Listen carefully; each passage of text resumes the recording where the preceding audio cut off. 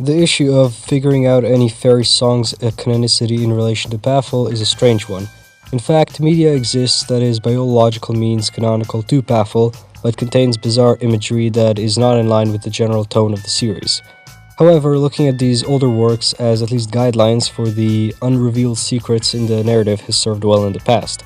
Most notable example is probably I Ate My Twin in the Womb, a song which is without clear connections to the story, but was still pretty much confirmed to be a reference to Katya in the Nikita Loria lore dump.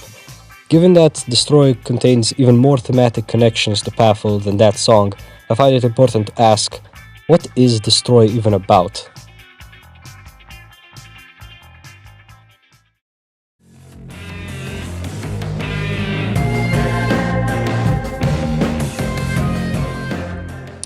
So before delving in too deep, I should mention, the story reads to me as a telling of a trip into the zone.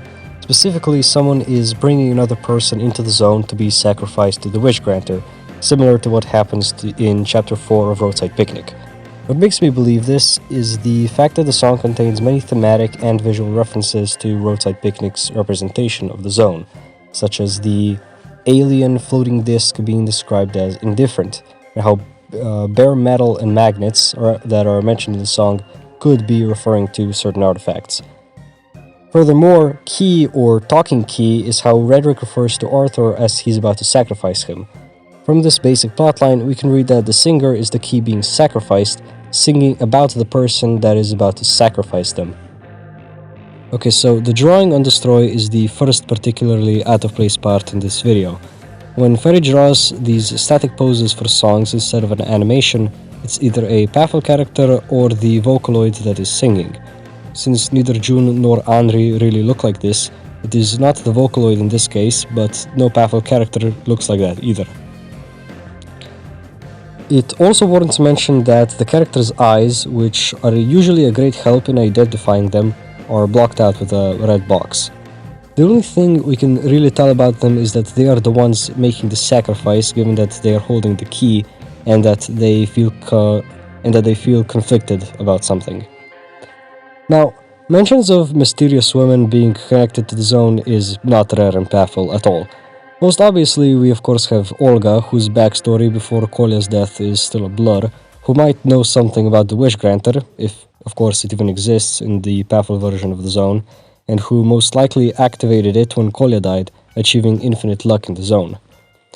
Beyond that, we have some unnamed and never heard from again girl in the mill, which to Olga, for whatever reason, represents some sort of regret or sin, given that she seemingly really wants to find her. Even deeper, there's Milica, who recently made her first appearance in Hillswatub, and all we know about her is that we really don't know anything. Beyond the obvious questions, like the reason for her imprisonment, her missing eye, and the possible connections to Nadia, I also want to mention here that Milica is drawn in a blue hue, and the girl haunting Olga in the middle is also described as being wrapped in Sinia Palatno. Returning back to the original question I had, what is Destroy about and why is it significant? Well, I think to place Destroy within the PafL canon, we would first have to ascribe who the two characters visiting the zone are. So here's my theory. The one that plans to sacrifice the other is, in my opinion, a young version of Olga before even the death of Kolya. I say this because she looks younger than she does at any other time, and she's the only character with long, straight, bright hair that is interested in the zone. Also, her eyes are hidden, which could hint at her losing her eye later on. Also, her showing regret for some girl during the meal could be in reference to an unnamed girl she sacrificed previously, possibly during the zone trip that Destroy describes. So, who is this girl that Olga sacrificed? Well, and my theory is that it's Milica. Okay, so I'm gonna go down the timeline on this for the explanation. So first, one of the few things that we know about Milica is that she's ambitious and very morally strong-willed. As a journalist, she was also very curious, a perfect person to convince to enter the zone as a sacrifice. And this is where Olga comes in. Olga is motivated to become a female stalker out of pride, and so she's willing to sacrifice someone to the Wish Granter, which she learned about probably from working in a zone-related field, to gain infinite luck in the zone.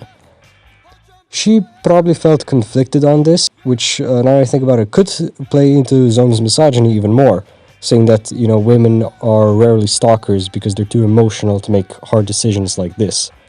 Milica enters the zone not because Olga tricked her, but because Milica is convinced that Olga won't sacrifice her, but she is ultimately wrong.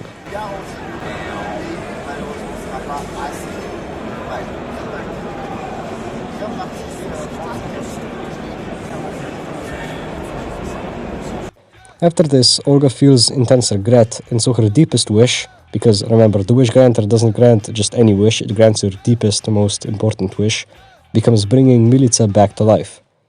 She then later has another run-in with the granter during the flashbacks of the mill, when Kolya dies.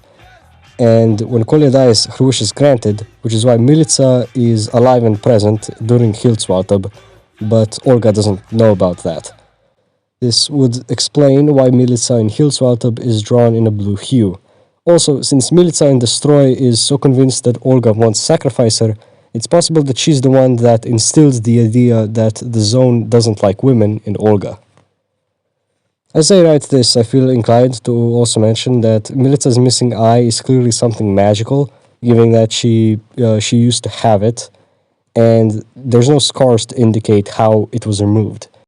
I read this as probably some alien mumbo-jumbo that the wish granter thought that all humans don't have an eye, and so when it brought Milica back to life, it didn't give her that eye, since, they're both missing their right eye.